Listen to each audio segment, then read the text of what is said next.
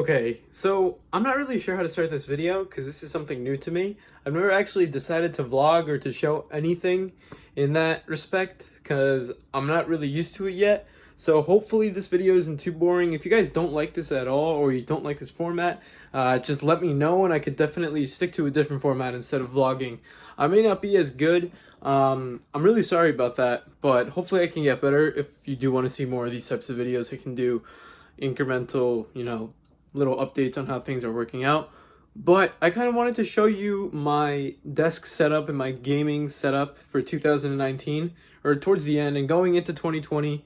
Potentially I may upgrade some things in 2020 and I kind of want to see some channel growth. Hopefully that's one of my objectives. So let's just get right into the video and we'll start off actually right into it to the bulk of everything.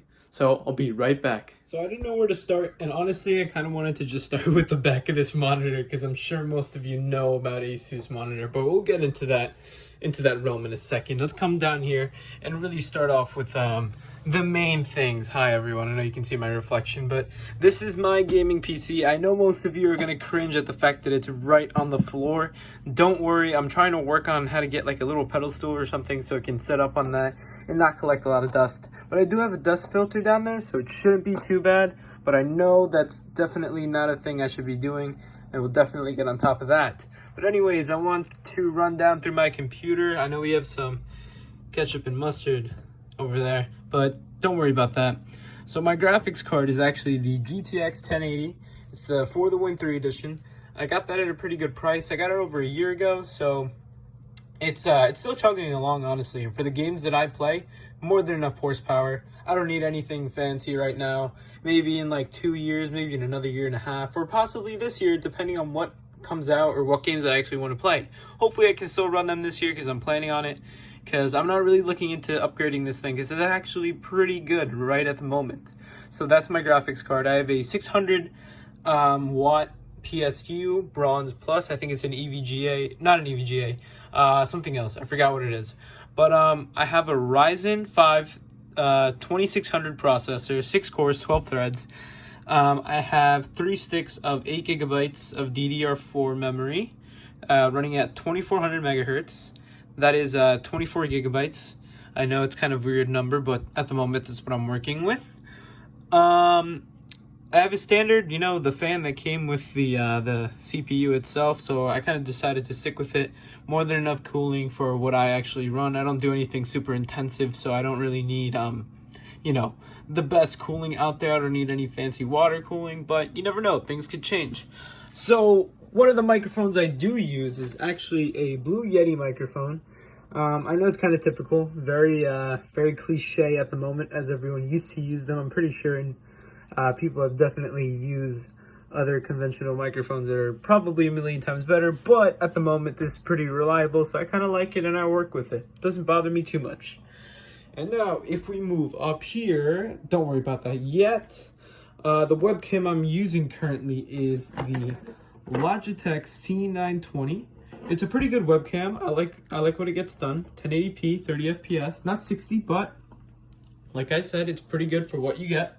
And I got it on sale for like 50 bucks. I think I got it like 2 years ago, but it's definitely nice and worth it. So now on to the big mega setup itself. So what do we have working here? Well, this is a 28-inch BenQ 4K HDR 1 millisecond response time with FreeSync built in. So I know I just hit you with a bunch of information, but this monitor, honestly, I really like it for what you get. You probably don't like some of the colors. I know it's a TN panel, but that's how you get the 1 millisecond response time. You get the fastest refresh rate. So that's what I like to use. It's right smack in the middle. It's kind of a little off-centered, but it's okay. It does get the job done. On this side, we have my 24-inch Asus monitor. As you can tell, Asus. It's also 1 millisecond, and it gets everything up and running. It gets the job done. It also has FreeSync included as well. We have the same panel on the right-hand side. Right now it's off because I don't really use it that often, but when I do, it definitely comes in handy when I'm recording and editing videos, and I want to have some music playing in the background. So we have that. And now onto some beautiful candles. Personally, I love scented candles. I know some of you may hate on me for that, but it's definitely worth it. The aroma is beautiful, and the scent is just amazing. So right now I'm rocking Mary Cookie, and I also rock Ski Lodge. These two are definitely one of my favorite candles out there, especially for the holiday season. So definitely pick these up. And right here, mouse and keyboard setup. I know RGB, typical of any setup. So we have the Logitech, I actually forgot the name of it. Wow, that is embarrassing. I don't know. I'll leave it in the description below. You guys will see. Everything you see here will be in the description, so you guys can get direct links to it if you're interested in anything. We have another mouse, Logitech mouse that comes with it too. And the headset I currently use is the Astro A50s, the Gen 4, the most recent ones that I actually believe came out in August of 2019. Definitely super reliable. When they first released, I had some firmware issues, disconnection issues, and just things were like not working out as they should be. But recently in November, December, it got out of the beta firmware and released a full actual firmware instead of it being in beta. So everything does work, the connection doesn't drop, the sound quality got vastly improved, and it's just overall the headset it should have been from the very beginning. And I'm super proud to have these because they are amazing. Highly recommend them.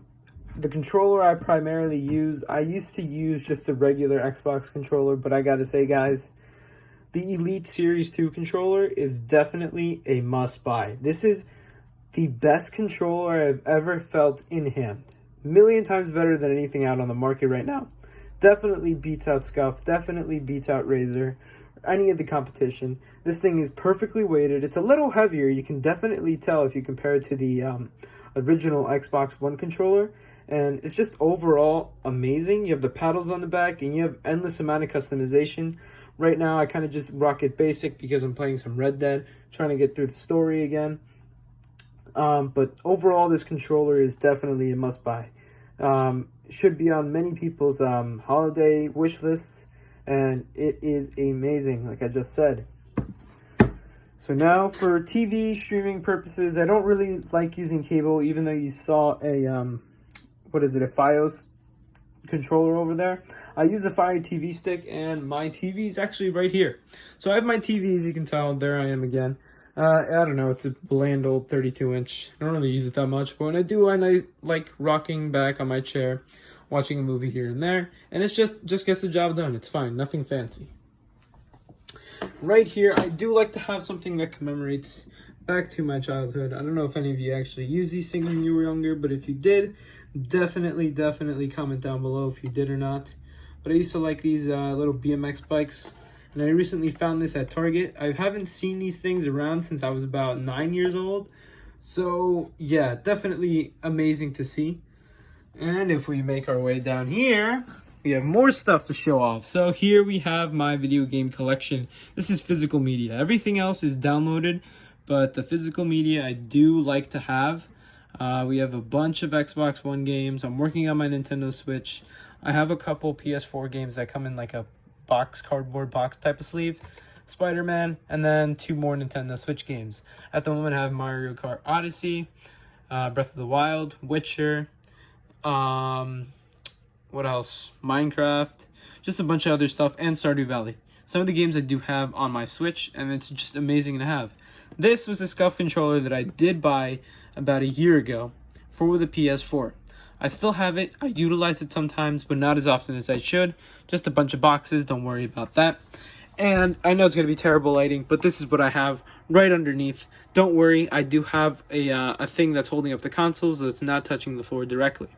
We have my Nintendo Switch case, my Switch, my PS4, my Switch games in the back over there, my Xbox One Elite charging deck sitting right on top of the PS4, my Xbox One X, the headset adapter, and the base station, my hard drive, and then yeah, just a bunch of cables. I don't know what that poster's doing back there, ignore that. And now, that's pretty much the bulk of it. This is what I'm rocking. This is what I work with on a daily basis. I love this setup. super reliable, amazing. I try my best with the wires, but as you can see, there's some right there. But this is what I'm working with. I hope you guys definitely enjoyed this gaming setup tour, and maybe if you want to see more, just let me know in the comments below, and I'll definitely update you guys next time in a couple months or whenever you want to see it again, to see where I'm at again, to see if it's the same or if it's a little updated. Anyways, I appreciate you guys for clicking on the video and sticking around for this long.